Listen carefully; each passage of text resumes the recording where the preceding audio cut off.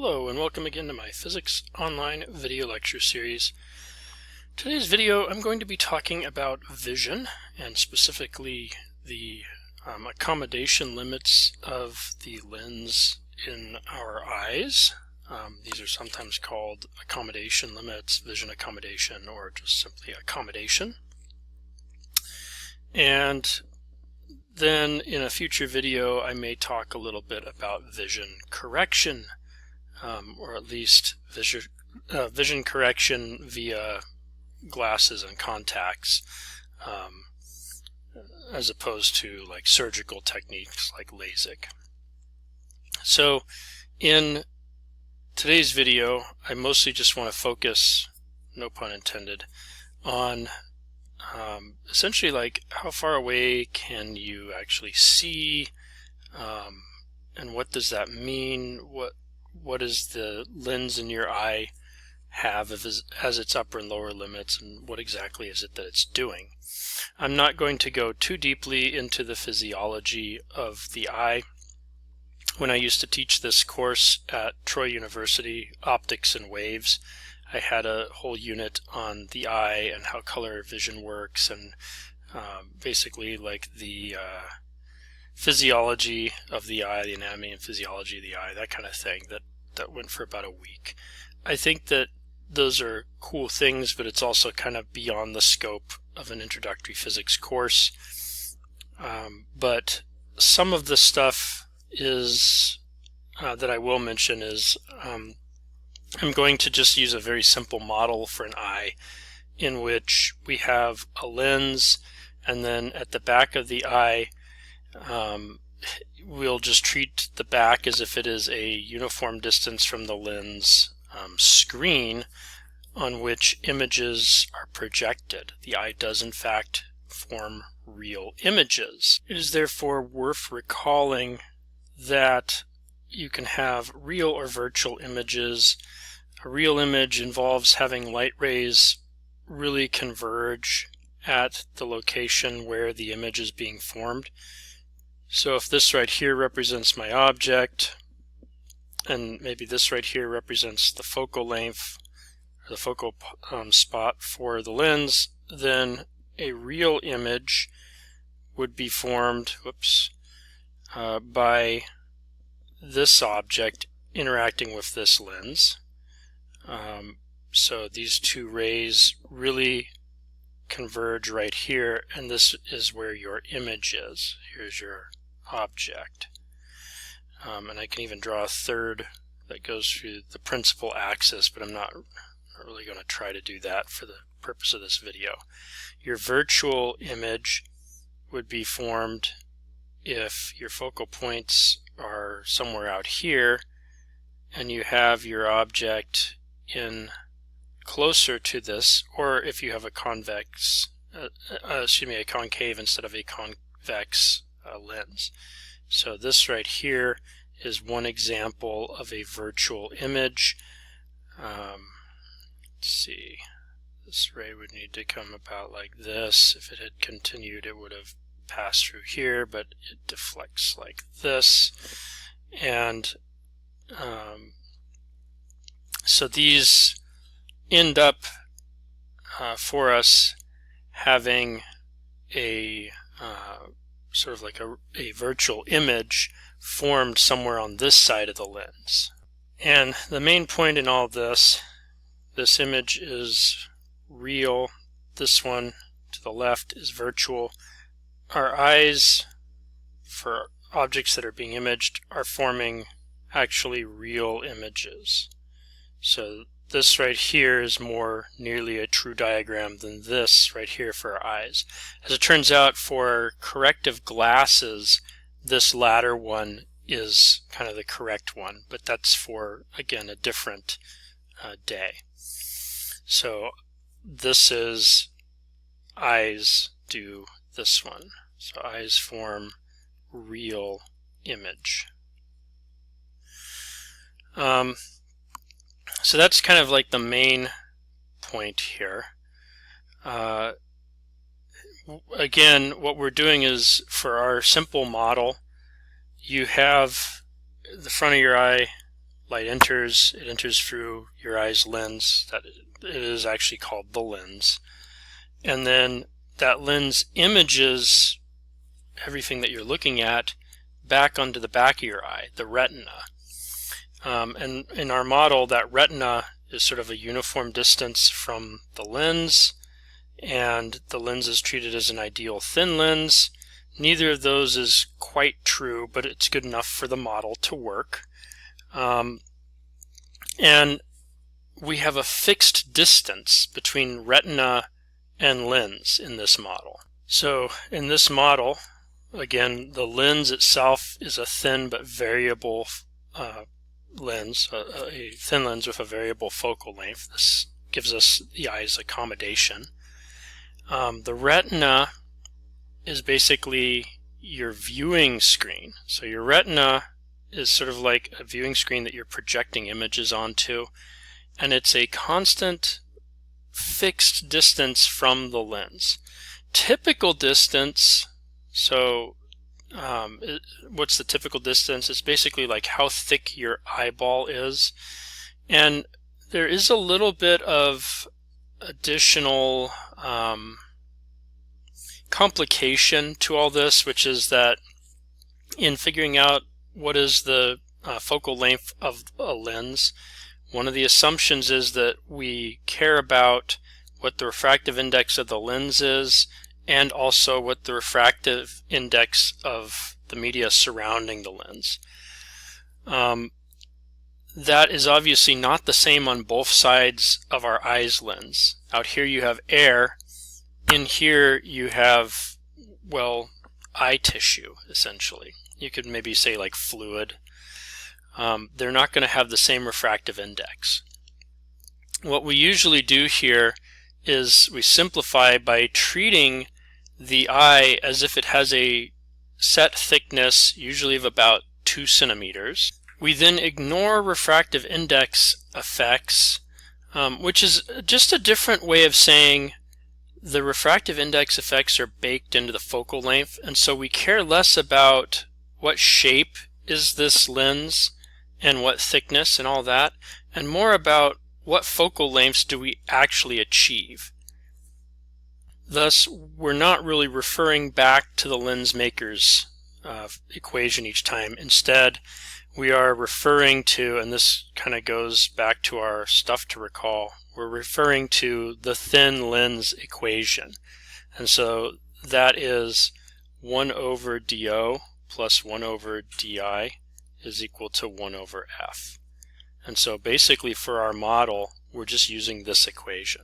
This is in contrast to the lens maker's formula, where you have, like, N1, the refractive index of air, frankly, divided by the object distance, plus the refractive index of your eye itself divided by the image distance, equals N2 minus N1. That would be the refractive index of the eye minus the refractive index of the air divided by the curvature of the front face of your lens, plus the refractive index of the eye minus the refractive index of the lens divided by the back curvature radius. So this formula, this is your lens maker's formula. You've usually, if you look at it in your textbook, you'd see it reduced to essentially like 1 over dO plus 1 over di equals N2 minus 1 times 1 over R1 minus 1 over R2. That assumes a symmetric air on both sides or water on both sides of the lens kind of thing, which is obviously not in play here. But the good news is that we don't actually need this for today's purposes.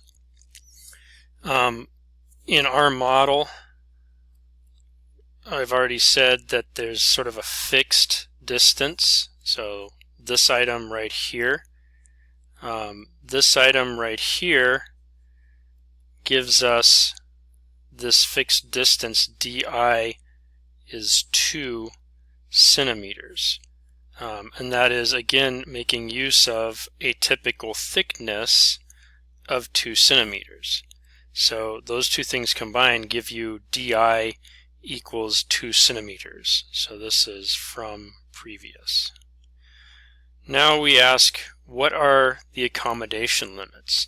And the answer is, accommodation just basically is telling you what is the nearest and what's the farthest object that you can see with your eye. And this is obviously affected by essentially like how big or small can you make the focal length of the lens in your eye. I want to introduce a term that I think I have not introduced previously. I don't believe I talked about it much when talking about lenses before. It's a term that is used by especially the optometry community, which is called the lens power. The lens power, P, is just 1 divided by the lens focal length, F. And that's just how you define it. So basically, the greater your power of your lens, the shorter the focal length, and you could also say the faster the focus for that lens. So sometimes you'll hear, especially like people who do photography, we'll talk about a fast lens versus a slow lens. A fast lens means a lens that has high power, means a lens with a short focal length. A slow lens means low power, long focal length. The unit is the diopter. This is defined as 1 inverse meter. So if you have a focal length of 1 meter, you also have a power of 1 diopter. If you have a focal length of 2 meters, you have a power of 0.5 diopters. If you have a focal length of 50 centimeters, you'd convert that to 0.5 meters and you get a power of 2 diopters. And prescriptions for glasses and contacts are often given in terms of the power of lens being used. So what are some typical values here? This is, in some sense, we'll use this as an example, and so I'm going to kind of flip between slides. But eye thickness is 1. All right, so that's about 2 centimeters. So distance from lens to retina, effectively 2 centimeters.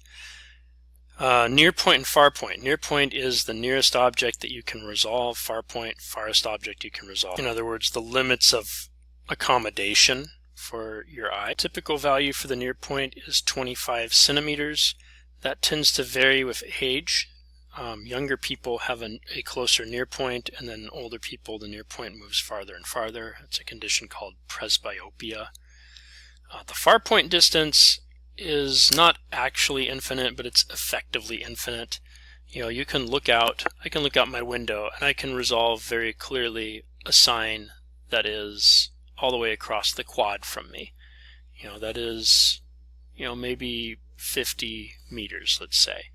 And I can look out and see leaves on trees 50 or 100 meters away. I can see these detailed, they're not just blurry fuzzy. And 100 meters is very long, 50 meters very long compared to 2 centimeters. And so we treat it as effectively infinite. You can go look at a mountain and you can make out that there are trees on the mountain if you have like typical vision, and the mountain may be kilometers away. Okay, so your far point distance effectively is treated as infinite. Now we can use these things to figure out what the limits of accommodation are. So what is the focal length and power of the eye's lens, the optical lens, when looking at an object at the near point of 25 centimeters? Now notice that this becomes your DO.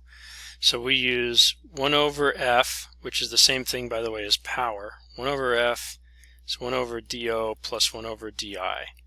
And so this ends up being 1 over 25 centimeters plus 1 over 2 centimeters. And in terms of meters, this is 4 per 1 meter plus 50 per 1 meter. So this is 54 per 1 meter. Where I've used the conversion factor that this is the same as 1 over 0.25 meters, and this is 1 over 0.02 meters, and I've just converted both to meters. So that gives us a power of 54 diopters, or a focal length of, take the reciprocal, you get 0.0185 meters, or 1.85 centimeters. What if we want to look at an object at the ideal far point? Well, then 1 over F is 1 over DO plus 1 over DI becomes just 1 over di, which is just 1 over 2 centimeters. Now obviously we need to convert that into meters if we want to get the power, but this does tell us that therefore the focal length is 2.0 centimeters or 0.02 meters. The power, of course, is 1 over 2 centimeters equals 1 over 0.02 meters equals 50 diopters. So that brings us back to this typical values thing. We can basically now fill in focal length. Focal length of eye's lens is therefore limited by the largest and smallest values, which are the two values we just found. So we have 1.87 centimeters. That was this first, or 1.85, excuse me, centimeters. And so that's like the lower limit, and then the upper limit to the focal length is about 2 centimeters. This means that the power of the same has limits between 50 and 54 diopters. So we got 50 diopters less than focal length less than roughly 54 diopters. And so those are your typical limits of accommodation for the eye. So either one of these equivalently gives the accommodation limits in terms of focal length and power. The upper two, of course, give it in terms of how far can you see. Now again, if you have very good vision and very healthy eyes, you might actually see clearly more near to you than 25 centimeters. If you don't have very good vision, then it may be farther away. And likewise, you may not be able to see stuff that is very, very far away. It may be that you can only see 1 meter or 2 meters or 3 meters away clearly. And so that's why we have vision correction. And that's all that I wanted to do in today's video. So hopefully you've learned something from it. Hopefully you found this interesting. And as always, thanks for watching.